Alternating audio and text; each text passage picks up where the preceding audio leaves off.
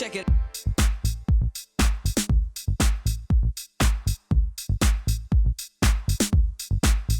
Déshabillez-moi. Bonjour à toutes et à tous, j'espère que vous êtes bien installés dans votre salon, au coin du feu. Alors l'idéal, tout simplement, que pour regarder avec moi, déshabillez-moi, tout de suite le sommaire en images. Ensemble, découvrons avec bonheur lumière et senteur avec Joe Dilo. Chez Galeria Ino, direction les rayons dans un esprit fête pour dames. Nous allons parler de Perfecto et oui, tout ça chez Snob. Alors dans Déshabillez-moi, aujourd'hui, on va parler parfum, parfumé. J'ai envie de vous dire simplement bougies parfumées. Alors rendez-vous dans le Brabant Wallon chez Joe Dilo, qui est un créateur de superbes bougies parfumées. Allez, c'est parti, on y va.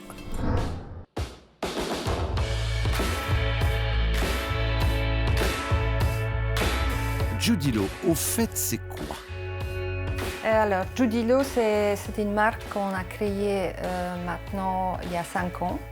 C'est une marque qui est un petit bébé, qui s'est fait d'abord dans une petite cuisine à la maison.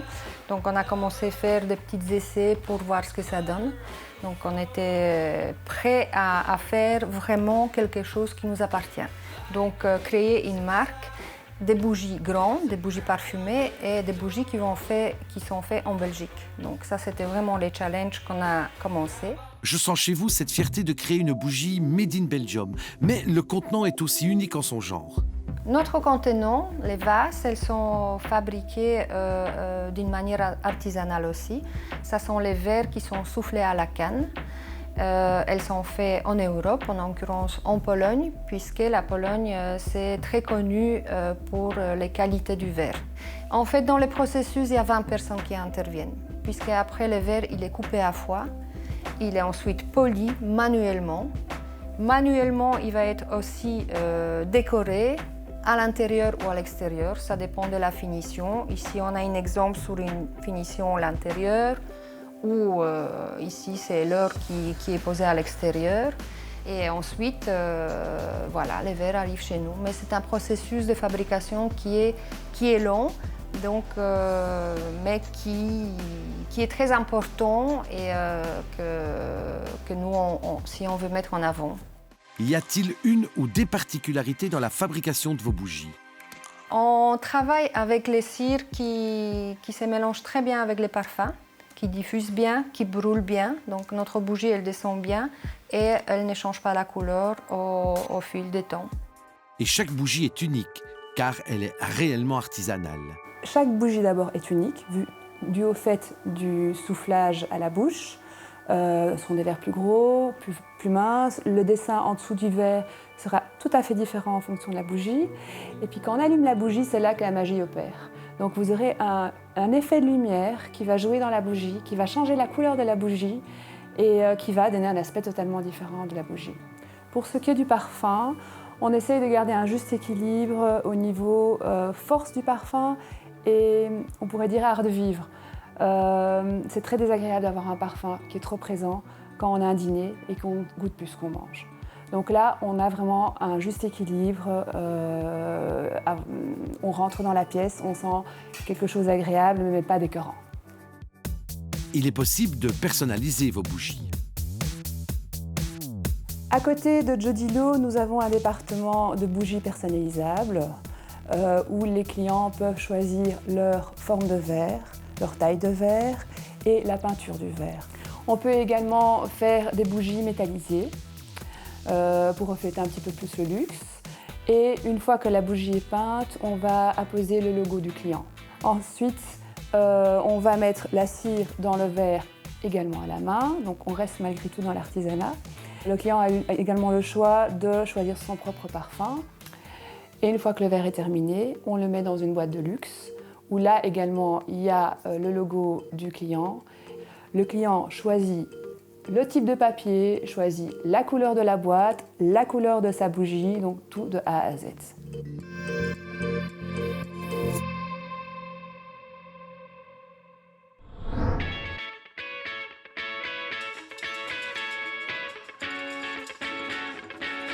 Alors aujourd'hui chez Galeria Ino, eh bien, on va parler esprit fête de fin d'année, collection fête 2019-2020. On a décidé de lâcher pour une pour une émission, les catwalks, haute couture, Oui. parisien, avec les grandes marques, parce que chez Galeria Hainaut, eh bien, on peut s'habiller justement dans un esprit fête. Alors parlez-moi de cet esprit fête. Avec la même robe, je vous ai déniché, juste en changeant la veste, 2 looks différents. Mais je vous ai pas demandé 2 looks, je vous en ai demandé un. Oui, mais une robe pour 2 vestes. Et ça fera 2 looks différents. Début de soirée et la soirée pour sortir en boîte. D'accord. Alors, quel style justement de veste? Alors, j'ai choisi 2 petites Perfecto parce qu'elles sont hyper tendance, elles sont rock, elles vont à tout le monde. Surtout quand on est fine, on porte des robes de fête avec des petites Perfecto courtes. Ça donne vraiment une petite tendance rock'n'roll.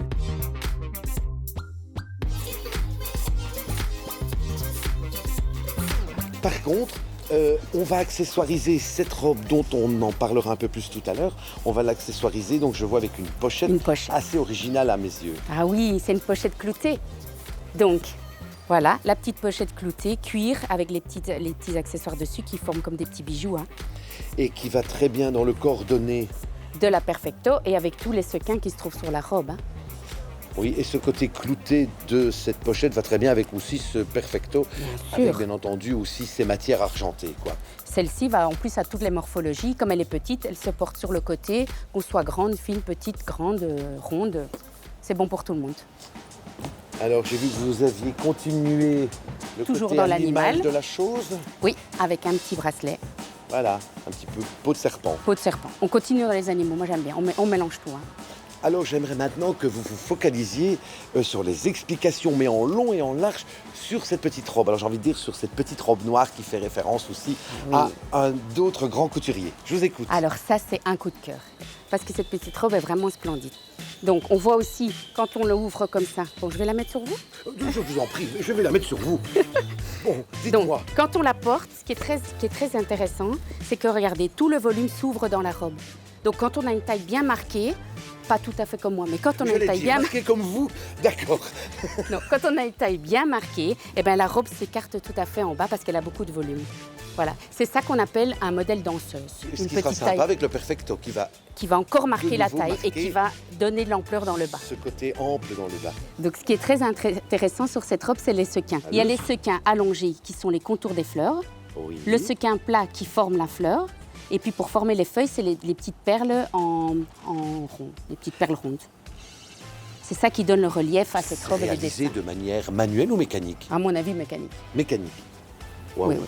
Parce que le travail est vraiment bien régulier, il est très précis, il est vraiment... Voilà. C'est un très beau travail. Donc, il est posé aussi sur un tulle, on le voit ici, il est transparent. Oui. Ce qui est très intéressant dans cette robe, c'est le dos nu, qui est vraiment très grand et très beau, une très très belle forme, avec les... Avec un petit peu l'esprit fermeture maillot. Oui, très bien. D'accord. Donc la robe tient bien en place en fait. Donc elle est montée avec une petite tirette invisible aussi, qui se trouve ici. Donc Oui. tout est dans le discret et Alors, dans on l'élégance. On parle de l'arrière, parlez-moi du devant. Voilà, le devant c'est très intéressant parce qu'on peut le porter sans soutien. Il a des coques. Et donc D'accord. la poitrine est mise en valeur et comme ça nous n'avons pas de traces dans le dos. Ce qui est bien entendu beaucoup plus élégant. Voilà. Et parlez-moi un petit peu des bottes. Parce que j'ai envie de dire, ce sont des bottes escarpins. Oui, Ah, c'est juste. c'est des, correct. c'est des petites bottes escarpins. Donc encore une fois pour donner ce petit côté rock. Si je mettais un petit escarpin classique, ça aurait fait la petite robe danseuse avec l'escarpin. Oui. Ici, on a le côté rock du Perfecto et de la pochette cloutée. On retrouve même les clous, le côté Oui. clouté sur le... Donc ça s'appelle la botte... La botte escarpin. La botte escarpin. D'accord. Accessoirisée avec des bottillons escarpins, Oui. La pochette cloutée, la pochette cloutée, soit le Perfecto. animal, en jersey pour début de soirée. Et pour fin de soirée, la Perfecto en cuir pour passer une bonne nuit. Très chouette look. Très chouette look.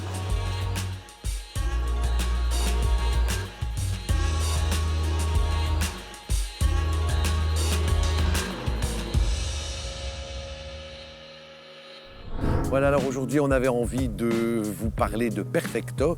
Alors, la personne qui est la plus à même d'en parler, eh bien, c'est un créateur. Si je vous dis Snob, je ne sais pas si vous connaissez, mais si vous ne connaissez pas, eh bien, venez découvrir avec moi. Moving your body, getting lower, right to the dance floor, moving slower. Moi, je m'appelle Paris. Donc, on a créé Snob avec mon associée Mélissa il y a maintenant 2 ans. Et Snob, en fait, à la base, on a commencé Snob avec la Perfecto parce que c'était l'ADN de la marque. Donc, il y a quelques années, quand j'étais plus jeune, je m'amusais à customiser mes Perfecto, mettre des tags, des clous, du graffiti avant de sortir. Et quand j'ai rencontré Mélissa, on avait un point commun parce que la première fois que j'ai vu Mélissa, elle portait aussi un Perfecto. Et donc ça a été l'accroche. Donc moi j'avais un Perfecto customisé, Mélissa avait un Perfecto noir. Et donc on a commencé à discuter. Et puis au fil en aiguille avec le temps, on a décidé de créer ce label qui s'appelle Snob. Pourquoi Snob? C'est une bonne question. C'est beaucoup d'attitude parce que justement quand on s'est rencontrés, elle me traitait de snob et moi aussi. Puis quand on a décidé de créer la marque, je lui ai dit quel nom on va choisir. Elle m'a dit écoute, on va la traiter snob vu qu'on est snob. Donc c'est commencé comme ça. C'était un jeu en fait, plus qu'autre chose. Quelles sont les particularités de vos créations? La particularité de Snob, c'est que je pense qu'on a une identité très forte parce que je suis d'origine congolaise, donc j'utilise beaucoup de prints. Je pense que ça c'est le premier ADN, beaucoup de slogans comme le mourir d'amour, des choses qui sont liées de l'enfance, des choses qui sont liées quand j'étais plus jeune avec ma mère, parce que ma mère est un peu la première inspiration, ou quand j'étais plus jeune, je vois du wax ou ce genre de choses. Et c'est ça qui fait que l'ADN de Snob est à la base des slogans et des prints, des jeux de matière aussi énormément. Je pense que c'est ça un peu l'ADN de Snob aujourd'hui. La matière, principalement du cuir? C'est vrai que dans les premières collections, on a utilisé beaucoup de satin, parce que j'aime énormément le satin. Maintenant, on utilise de l'alpaga pour l'hiver, aussi beaucoup de velours aussi, et souvent on aime bien créer notre propre tissu avec notre propre print aussi, et c'est ça qui fait que ça donne un plus par rapport à d'autres. Justement, ce cuir, il a une réelle importance. En fait, il faut savoir que le cuir a été une étape extrêmement compliquée et difficile parce qu'il y a énormément il n'y a pas d'atelier en Belgique, mais il y a énormément d'ateliers à travers le monde et il fallait trouver le meilleur fournisseur. Et je suis tombé sur un fournisseur à Paris qui font leur cuir à base, traitent leur cuir végétalement. Donc c'est ce qu'il y a ici derrière. Donc on a essayé de trouver un cuir qui était premium en fait. Parce qu'il faut savoir qu'en général, les peaux actuelles, ce qui sont faits dans les multinationales, c'est des peaux qui sont tannées à base de chrome. Et nous, c'est tanné avec des minéraux. Donc ça pollue un peu moins et ça reste quand même un petit peu éthique. Donc on voulait quand même apporter notre pierre à l'édifice par rapport à ce point-là, qui est quand même important pour la marque et pour l'ADN de la marque. Et les couleurs, vos couleurs à vous? En fait, les couleurs, c'est une histoire d'amour, quelque chose de rouge, quelque chose, je ne vais pas dire sombre, mais l'amour peut être cruel. Et en fait, l'ADN de cette collection s'appelle Mourir d'amour parce que ma mère et ma tante se sont embrouillées en fait. Et ils sont plus parler pendant quelques mois. Et quand ils se sont retrouvés, t'as ma mère, ou une des deux, je ne sais plus exactement, qui a dit « Je t'aime d'amour, mourir d'amour ». Et en fait, moi, ça a été je trouvais que la phrase très forte. Et ça a été le slogan. Donc, je pensais au mourir d'amour, je ne sais pas pourquoi, je pensais au rouge. Puis, par la suite, le bleu est arrivé. Et le blanc, c'était blanc, mais le blanc s'est transformé en écru. Et donc, c'est ça, c'est un peu la base des couleurs. Et c'est souvent comme ça que je travaille. En général, je prends énormément de photos sur mon téléphone et puis avec mes expériences et ce que j'ai eu dans mon passé, ce qui fait que je récupère un peu les couleurs et j'en fais un thème bien précis. C'est 100% belge et comme je dis, c'est fait dans un atelier à Forêt qui sont spécialisés dans le cuir. Et nous, c'était la question souvent, c'est oui, est-ce que c'est possible de faire en Belgique? Oui, c'est possible. Tout dépend de quel marché vous allez développer à l'international. Et développer en Belgique, oui, là c'est plus dur. Mais développer à l'international, c'est possible de rester en Belgique. Parlez-moi du zip. On a quand même gardé l'ADN du Perfecto. Et le zip a toujours été très apparent, très fort. Maintenant, on essaye d'améliorer parce que c'était tout petits détails et on essaie de trouver à chaque fois le meilleur zip. Donc pour la saison prochaine, on essaie de trouver encore un zip qui est peut-être mieux. Et c'est toujours un peu le challenge du jeune créateur, c'est chaque fois de trouver mieux pour continuer à exister. C'est des petits détails qui font qu'on fait la différence, donc on essaie toujours de trouver un petit peu mieux. D'ailleurs, le Zip, c'est une marque belge aussi. Autre chose que des perfectos chez Snob. Pour l'instant, on a donc agrandi la collection avec un pantalon taille haute rouge dans cette collection-ci. On a essayé de travailler aussi en collaboration avec Mélissa, qui était très soucieuse du détail pour avoir une jupe taille haute. Donc c'était les soucis qu'elle a amenés un petit peu dans cette collection-là. Et aussi, oui, on a travaillé dans cette collection une sorte de robe, t-shirt, qui est assez simple, mais quand vous partez, qui est extrêmement minimaliste, qui est assez pointue, précise même, je peux dire. Et donc c'est ça, on essaie chaque fois d'apporter un petit plus dans la garde-robe de Snob. Quel est l'objectif de Snob?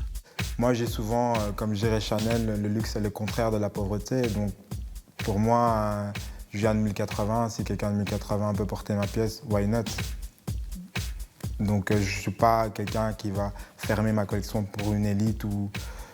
C'est vrai qu'on oui, on a un prix premium, oui, mais le but c'est de pouvoir que les gens de n'importe quel quartier ou de n'importe quel milieu peuvent s'acheter une pièce Snob. Ça, c'est clair que c'est l'objectif.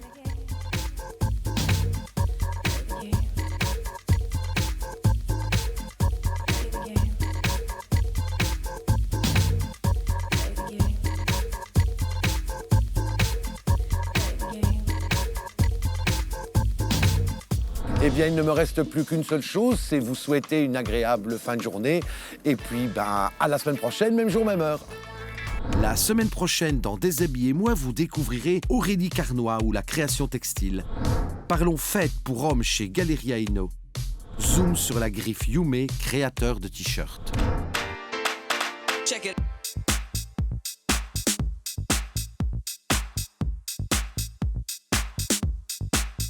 Déshabillez-moi.